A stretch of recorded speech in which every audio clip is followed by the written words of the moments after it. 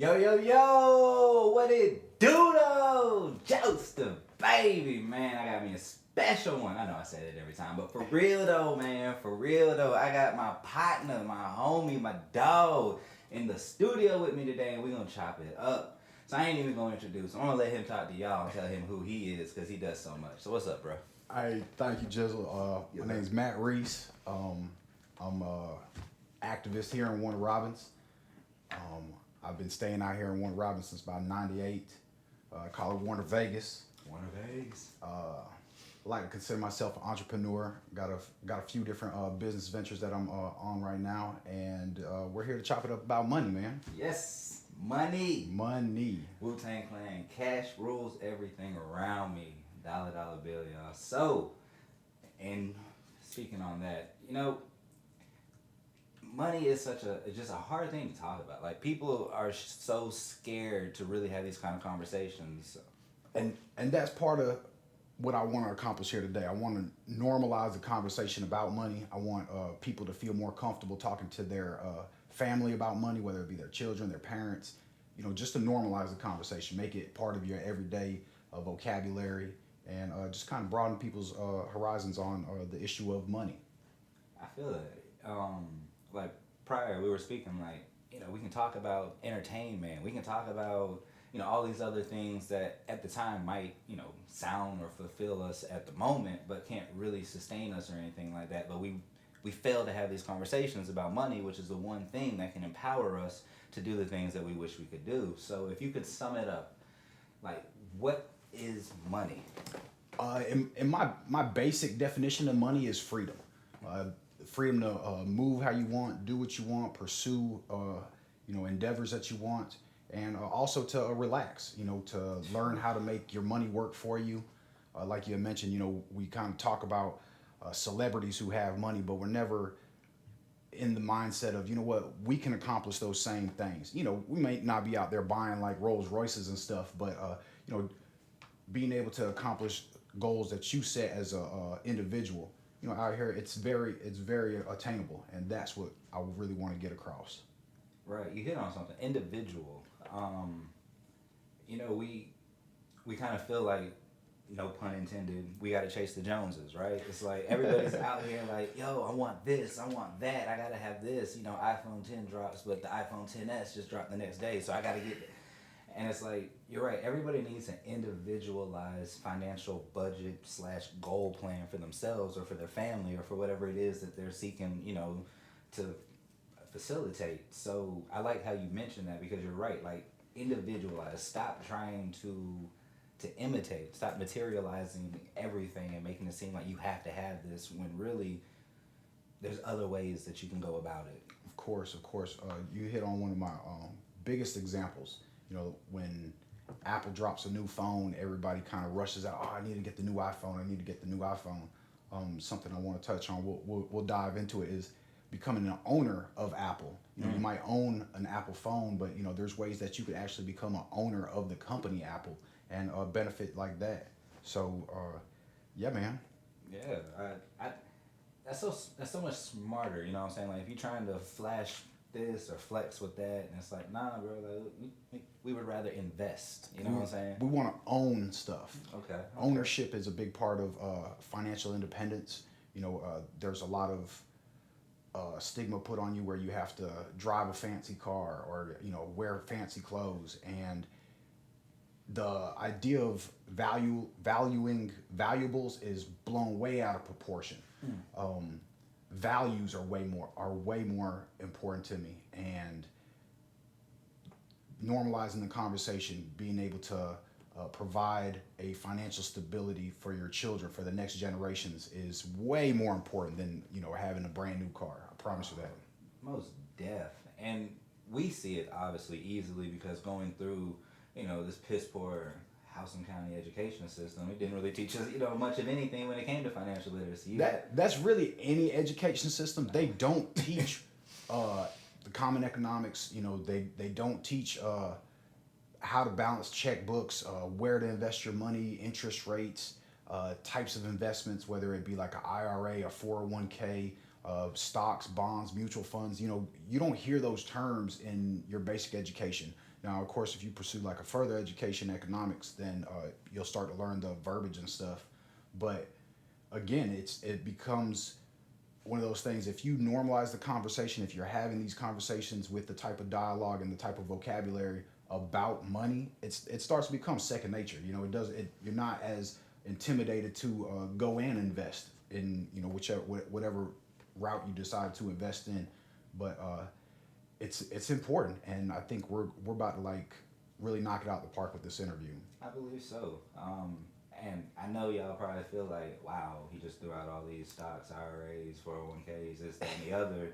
But that's the point of this, is to make you not feel that. Don't feel tense when you hear certain things like that. Feel energized, feel excited, feel like Interested, yeah, most definitely. Like this is an opportunity for you to live out whatever it is that your wildest fantasies can be, and money is the key to that.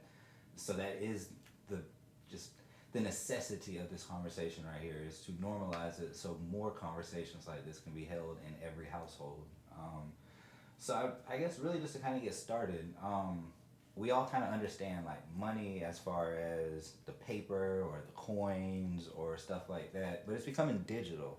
So could you describe like kind of an understanding of maybe like these cryptos or digital currency and things of that nature that people might hear about but not really kind of understand?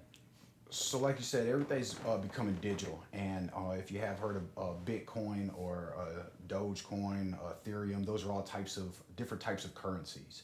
And cryptocurrency is basically, it's backed behind blockchains. And I'm not going to get too in depth with the description, but everything's going to go digital in the future. So you're actually able to purchase Bitcoins, or you're able to purchase these cryptocurrencies now. So in the future, whenever it is the normal currency that's used worldwide, you're already invested in it. You've gotten in at a lower point, so they build value as time goes on. Okay. The one point I do want to make is how I got started in this. Okay. I was working 60 hours a week at a retail store. I was a manager at a retail store, literally working 60 hours, and I just wasn't gaining any traction. I wasn't able to build any wealth. And I was talking to the auditor. He came to my store to do an audit, and he asked me if I was investing in my 401k. And, you know, I had heard of the term, but I didn't really understand what it was. So basically what a 401k is, it's an investment account where you put in a certain percentage, and then your employer matches what you put in to a certain percent. So if everybody's 401k is different, but if you put in $3, then the company that you work for will match your $3, and they put it into an investment account. There's a company that manages the account for you. They invest for you, and there's tax benefits to a 401k if you leave it in a certain amount of time.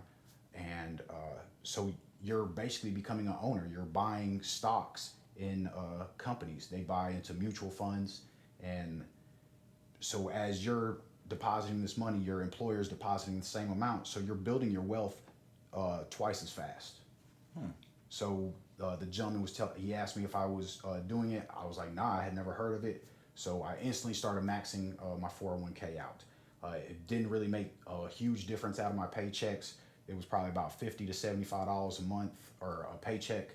And by the time I left the company and I withdrew my money, I actually probably had somewhere around $7,000 that I had gained into the 401k. And it was an awesome come up. I did take it out prematurely, so I did get taxed pretty heavily on it, but the money was there. I was in between a move, so I needed the money to move, and that's what I use it for. So when I got into my 401ks, I started doing a little more research, just kind of watching some YouTube videos about investing in the stock market, and I downloaded an app called Robinhood. I'm sure you guys have heard of it by now. It's commission free. Basically, it's a completely free app for you to use. It's one of the highest rated apps in the App Store, and it's really user friendly. You're able to buy cryptocurrencies on there also, and you're able to buy regular stocks, ETFs, mutual funds. You're able to buy all of those on Robinhood. And matter of fact, we'll probably drop the link somewhere in the video for you to actually join. You'll get a free stock for joining, and it could be like your introduction into the stock market. Yeah. So you were saying about 401ks. I recently left my employment. I resigned because I just couldn't deal with them. So That's a whole other story. But aside from all of that, so I'm realizing that I at one point did take money out of my 401k. I was hit with a penalty on my loan or whatnot. And then I also realized that since I'm not 59 and a half, that if I do want to take this money out, I got another penalty. So is there another option that I could use that could prevent me maybe from tax and penalty free if I were to maybe transfer that money to another account? What other kind of account would that be? Well, you're allowed to move your 401ks. Like you said, you left one employer. You can take that same 401k and reinvest it either with another company that you work for or even with a brokerage. Now, Robinhood is a brokerage account, but they don't have broker managed accounts. You can go to companies like Fidelity, T. Rowe Price, TD Ameritrade. Those companies, they have self brokerage managed accounts, and you can roll your 401k into those. Okay. Also, and another very important point to make is everyone's path on to financial independence is going to be different, and you are the only one who can really come up with what's best for you and your situation.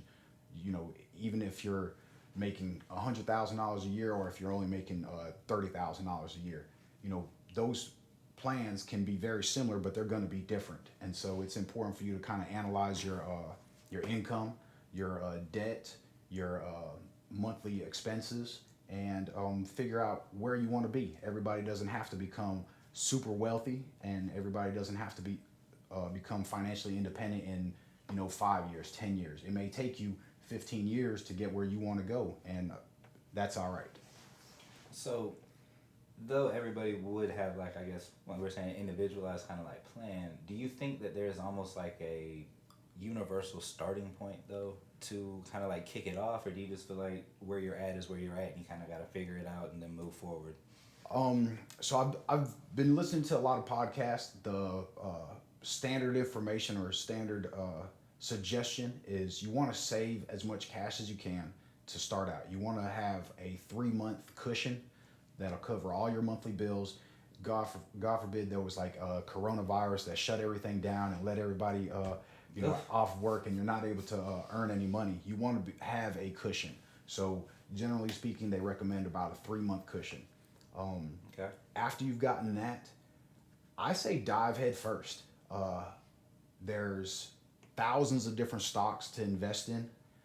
My personal strategy is to bet on these giant corporations. They're called blue chip or big cap stocks. They're your staples in the economy, your Googles, your Amazons, Apple, Microsoft, Netflix, these huge corporations that make billions and billions of dollars, and they're not going anywhere. Nah. So I like to invest in these companies that you could kind of bank on and watch them grow. The misconception about savings accounts and checking accounts is, you work really hard for your money and you're supposed to bury it in the checking account or a savings account and let it earn interest. Well, as of lately, the interest rates have been dropped to like all-time lows. They're literally only paying you like 0.5% interest, and that's a year. So an example would be if you put $100 into a bank account, at the end of the 12 months, you're literally only going to have $100.50. And inflation is actually higher than your interest rate. So you're technically losing money over the long period if all you do is let your money sit in a bank. The bank, basically, you go drop your $100 into your account, the bank literally takes that money and they go and invest it into the stock market. They go and put it in whatever stocks that they're currently investing in. So my suggestion, instead of leaving your money in bank account is to find a stock that you're comfortable with, that you are already spending money on. We spoke about Apple. I've got an Apple phone. I actually have stock in Apple, and over the past 12 months, their stock has increased right at about 100%. So you would literally double your money. So instead of leaving it in a bank and having $100.50, you would literally have $200, and it's really as simple as that. Okay. So you would recommend probably any of your day-to-day services that you're already probably using, since you're already paying for them, you would recommend, so somebody who's on Verizon, you would recommend, hey, go ahead and throw some stock in Verizon if you're paying their monthly bill every month. Exactly. Verizon's an awesome company. You know, you can literally Google a company, find out what their business models are, you know, how they generate income, how they generate revenue, and you can invest in that. Another great thing about particularly about Verizon, Apple, some of these really big companies, is that they pay you a dividend. So a dividend is basically a reward for you holding on to their stock. Most companies pay it out quarterly. So don't quote me, but Verizon's dividend's like 50 cents. So for every share of Verizon that you own, every 3 months, they're going to just give you 50 cents for holding on to it. And, you know, 50 cents doesn't sound like a whole lot of money, but if you have 50 shares and you hold them for 50 years, or not even 50 years, 10 years, you know, and they're constantly paying you that 50 cents, the dividend usually continues to grow, and it creates compounding interest. That's another term you may want to Google, but basically it's interest paid over a long period of time where you're continually reinvesting your dividends, and your investment grows. Okay. The dividends are really awesome. I'm like, you know, I'm like all about getting paid dividends. All the companies that I pretty much invest in, they pay me dividend, and I reinvest them right back into the company. Nike, matter of fact, just had a really great earnings report. They every quarter they report how much revenue they've created. So Nike blew their estimate out the water. Their stock rose like 15% in 2 days, and they pay you a dividend. So not only are you earning that 15% over those couple of days, you catch you a dividend for holding on to the stock also. It's just like you're making money hand over fist, literally. Yeah, and I mean, if you're going to go buy these J's or these Air Maxes anyways, you might as well go ahead and, yes, you know what I'm saying, skip a couple new releases to go ahead and put a couple, you know, $100 here and there every time just to get you a couple of these stocks, because you're right. It seems like, man, you can't do a damn thing in this world without money, bro. You can't. And you know, the Nike example is a really good one, because like you said, you know, people are so caught up in the idea of like, okay, they've got to look like they've got money. And you know, I'm one of the biggest sneakerheads you'll meet. I just got a pair of sneakers sent in to me yesterday, but once you put those sneakers on your feet, they're not worth half of what you paid for them. Whereas, you know, you invest your money into the stock, let it mature, and you could go buy 5 pairs of sneakers. So just to have the mindset of look at the future, look at what you're investing in, and make sure that you're not being so short-sighted that you're wanting to look good for tonight and not for next year. Very, very, very wise.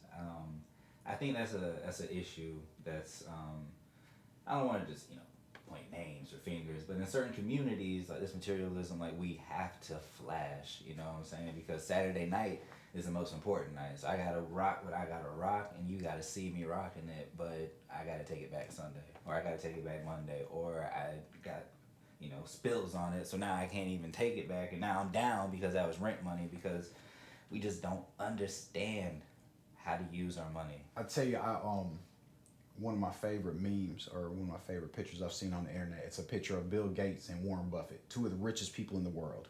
And it's like they're in a picture together, and it says 150 billion or 200 billion dollars, and not one designer belt in sight. You know, those guys are filthy rich, and generally speaking, they don't care about what brand of clothing they're wearing. As long as they look good, they feel good, they're not worried about the name brand. That kind of also pushes me into like another avenue I want to talk about is credit. So I'm scrolling the internet and one of these stores is offering buy here, pay here credit on clothing. You can literally go in there and finance your outfit for the weekend. And it's That shit sound like a trap. man, it's such a trap because again, people a short-sighted individual would just be like, oh heck yeah, I don't have to pay for my outfit now. I could wear it tonight, I could look good tonight, and then pay for it later. Well, they're charging you an outlandish amount of interest. They might charge you 25% interest. So it's like you literally spend $100, and guess what? Or you buy $100 worth of clothes, and whenever you pay it back, you're literally paying $125. So you don't get the clothes and you pay more for them. Well, now you would get the clothes immediately, but you still pay that extra $25 to have the convenience of paying it later. So people get into credit card debt with this. They'll think, okay, I got $1,000 credit limit. That's not $1,000 of free money. That's not how it goes. Basically, they're loaning you the money with the intention of making money off of you, and the longer you take to pay the money back, the more money they make. So if you have a low credit score, that's basically telling these companies that you're at a higher risk of defaulting or not paying on your loan. So they're going to charge you a higher percent interest. So that's why you got 9 times out of 10, the wealthier people have a lower interest rate because they have better credit. They've been able to save more money. They've had these types of conversations. They know what money can do for them. So they have a lower interest rate because they're a lower risk to default on their payments. So people are, they have the misconception of, I've got $1,000 credit limit. I'm gonna go max this thing out, and I'm gonna turn around and all I'm gonna have to pay is $1,000. Well, if you wait past the 1 month time frame, they give you like a grace period where it's you could pay it off without having to pay any interest or penalties. But if you wait past that, you're paying interest on that amount. So my suggestion is, credit is a good thing. Debt is actually a good thing if it's used correctly. So my suggestion when it comes to credit cards is have some credit cards. Lines of credit help your credit score, but don't max them out. Keep them below 30% of. So on $1,000 credit card, you want to keep it below. What's 30%? $30 or $300. I'm sorry. So keep your credit card limit below the $300 limit and pay it off before your cutoff on it. Just basically don't spend money that you don't already have. Don't waste interest. Interest is a killer, man. You said it, man. Credit is a killer. Killer. Bruh. So, how do we fight back? Like, there's got to be a way to kill the killer, right? Like, what do we do? It's to be responsible. To be honest, responsible credit is the way to max it out. Maybe I shouldn't even say max it out because people are gonna think, oh, you max your card out. No, but responsibility, making your payments on time, making them in full. I personally don't buy anything with my debit card or cash. I personally literally put everything onto. I use one credit card. It gives me cash back with every purchase I make. So with every time I swipe my card, it gives me a percentage cash back. Or if I use Apple Pay, again, I'm a big Apple guy. I do own stock in Apple, but ain't that wrong?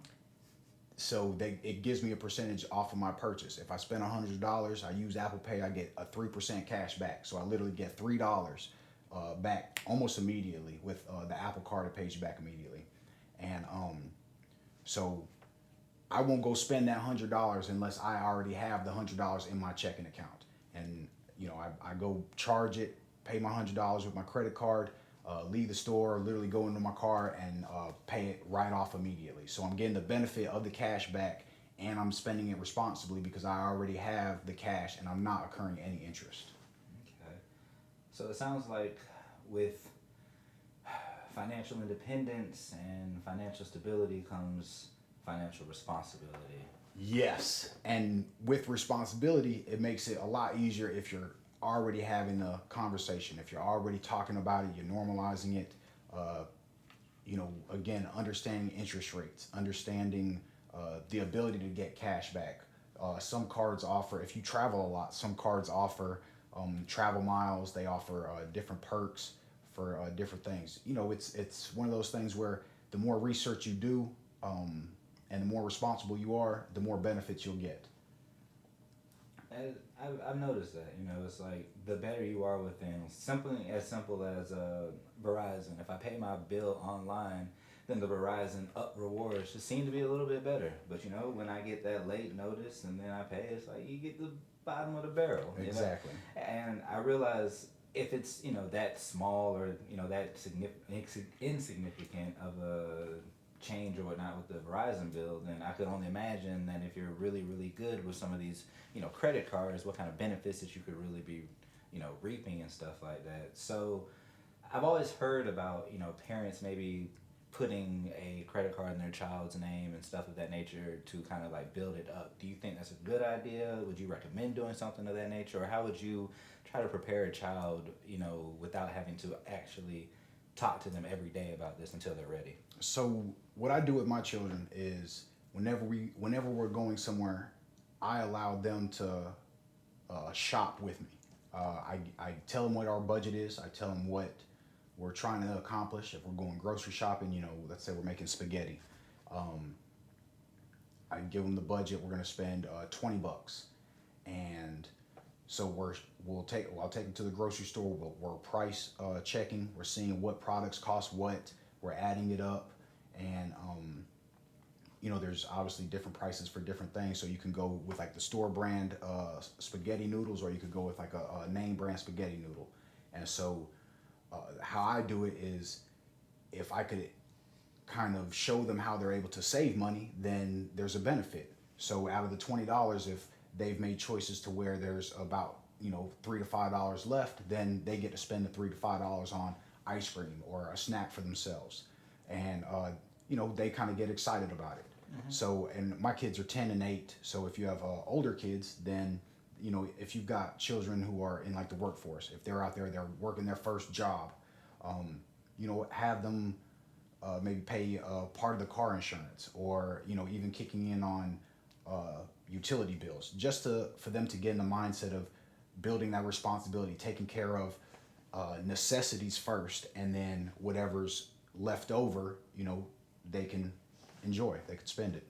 They might even actually spend it on stocks, huh? Excellent idea. Yeah. That's another thing. I follow a bunch of these financial independence pages on Instagram. They're always posting like diagrams and like just advice on what to do. And one of the ones that I always key in on is the wealthy spend the majority of their money on investments. The next amount of money they spend is on necessities, and then the last amount, whatever's left, is what they spend, frivolously, whether it be like clothes, shoes, mm-hmm. cars, stuff like that. Whereas the lower class tend to spend the majority of their money on insignificant things and the least amount of money on investments. It's totally backwards. And then, we're always wondering like, dang, how's the rich keep getting richer? Well, they're investing their money. So we spoke about, 401k, we spoke about stocks. Something else that was mentioned earlier was IRA. Could you speak a little bit about that and kind of I guess if there's a difference in that between the 401k, or what kind of investment option is that? So there's two different types of IRAs. Okay. And there's Roth and a traditional style. And IRAs are actually a relatively new investment type. They're probably about 30 years old. So there's like no 50-year-olds or 50-year-old IRAs. Everybody that's got an IRA is generally kind of new to the game. But what it is there's a capped amount. I want to say it's about $6,000. I think you can only invest $6,000 per IRA per year. And so there's tax benefits. You can get a pre-tax amount where the money you're putting in has already been taxed. So whenever you hit 59 and a half and you withdraw the money, it's tax free. You've already paid taxes on it. And then the other style is just the opposite, where whenever you pull the money out, it's taxed then. So with IRA, you're putting the money in, and it's managed by an investment firm. They're buying and selling mutual funds with your money, and they're benefiting also. So it kind of like, it's an incentive for them to make you money. And it's a hands-off approach. You put the money in there, you kind of like set it and forget it, and whenever it's time for you to retire, you're able to pull the money out.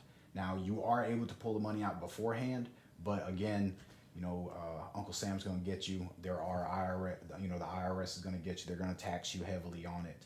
So a IRA is a retirement style investment. Okay.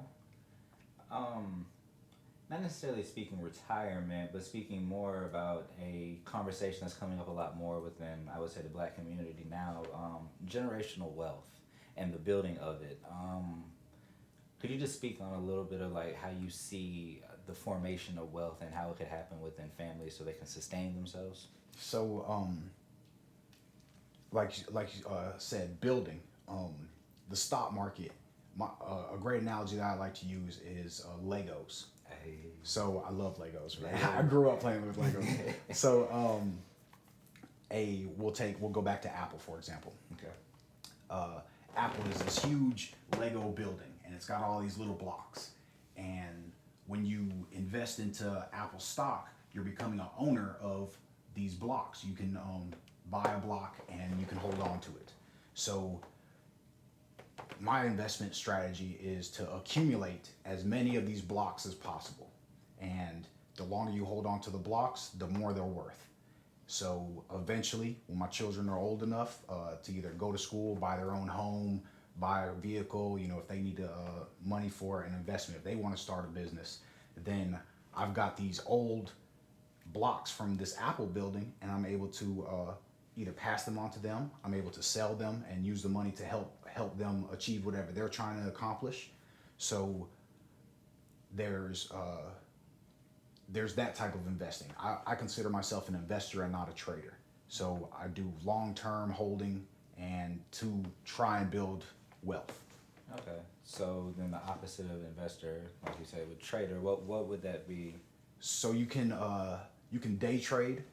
Day traders are like what you might think of like the stereotypical stockbroker is, where you see them on movies and TV shows where they're on Wall Street and they're like shouting back and forth. Wolf of Wall Street. Yeah, exactly. They're constantly trading throughout the day. They might buy a share at $5, and then 5 minutes later they sell it at $5.10, and then it drops down. They buy it back at $5.05, and then sell it. So they're constantly making trades.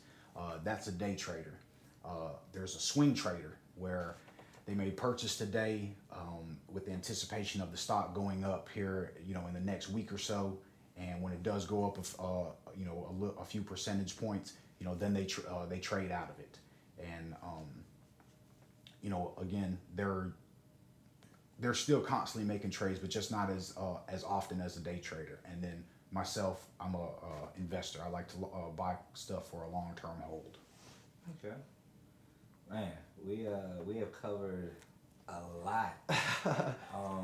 But like I'm glad, because to be honest with you, I was a little nervous before the conversation, because money is something that I have struggled with. Like, yeah, I've been making money, but me knowing what to do with it, me knowing how to invest it, and me knowing not how to lose it are things that I would rather have more conversations about than, how good LeBron and AD are doing. Shouts out, y'all got it. I like to go like So, when I first started investing, I didn't really read a lot beforehand. I kind of just dove in, and I was buying what you would call speculative stocks. I was buying into a lot of stuff that hadn't really gained traction in the economy. I've been investing for about almost 4 years. So I was buying into like electronic cars. I was buying into hydraulic or hydro-powered machines and stuff. It was just a lot of stuff like oh yeah, this will be big in the future, but it's not big right now. And I lost a lot of money. I really did. I probably lost, close to $3,000. And the way I turned around and looked at it was I kind of paid for an education. So Nice. use the education that I've gotten, the money that I've lost in the stock market to hard knocks. yes, definitely. To just do a little bit of research. And like I said, if you're spending money on anything, whether it be a gas station, whether it be, like I said, Microsoft, everybody has used a Microsoft computer. Microsoft isn't going anywhere. Apple's not going anywhere. Disney, everybody, Disney Plus just came out. Netflix, if you've got a Netflix account, Netflix is a great company to invest in. Walmart, everybody shops at Walmart. All these big staple companies that are established and they're making money, get in on it. There's sayings on Wall Street where one saying is timing the market is not as important as time in the market. So if you buy a stock today and it goes down for the next week and a half, 2 weeks, don't worry about it, because you're not necessarily investing for that time frame. You're investing for the next 5-10 years. So when you take a step back and look at the broader scheme of things, it going down in a week isn't nothing compared to it going up for that amount of time. There's also the misconception of that you lose the money if the stock goes down. So if you buy a stock and, like I said, it drops in a week, as long as you don't sell that stock, you haven't lost the money. That share just isn't worth as much at that time. So you can hold on to it, and then it'll go back up, and then you're able to sell it for a profit. And you had mentioned, it was kind of like, it is a lot of information. It really is. We're trying to fit a lot of information in a short period of time, but all of this is what's happening right now around you. Everything's going on right now. So if you do a little bit of research, you watch a couple of videos on YouTube, or if you read a couple of articles, it's not as complicated as you may think. It's really not. The essential idea about investing in stocks is to buy low and sell high. So you'll see the stocks, they'll be green when they're up and red when they're down.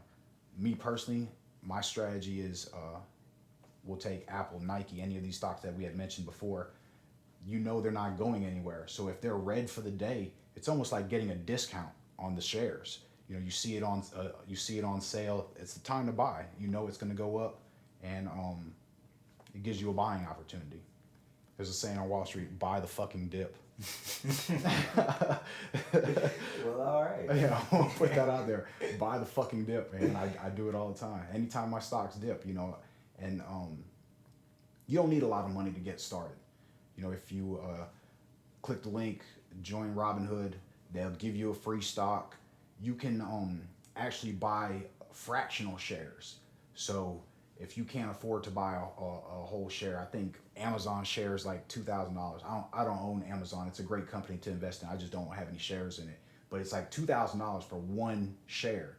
Well, if you want to invest in Amazon and you don't have $2,000, let's say you got $50, you can buy $50 worth of that share. And if it goes up 5% for the day, you still gain 5% on your investment.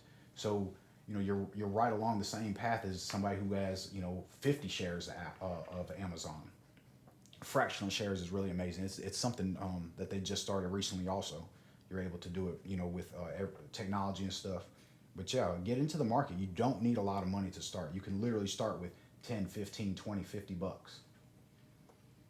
Well, Matt, man, I appreciate you coming through. I appreciate you, man. I definitely appreciate you. Everybody go follow him on Instagram. Everybody like, subscribe, share the video. Man, I love it, man. I love talking about it. So I hope everybody enjoyed the conversation. Definitely check out Jizzle's podcast. It's amazing, man. And also, like, if somebody were to want to reach out to you or maybe talk to you kind of like about finances, how can they get at you? You can get me on Instagram. It's at Chuckman. I'm on Facebook, Matt Reis. Those are probably the two best ways to get in touch with me. Instagram and Facebook. Y'all heard it here first, my man. The man himself, the activist, the financial investor, the all-around dope dude, Matt Reis. I appreciate it. And as always, y'all be good. Thank you, man. And y'all be great.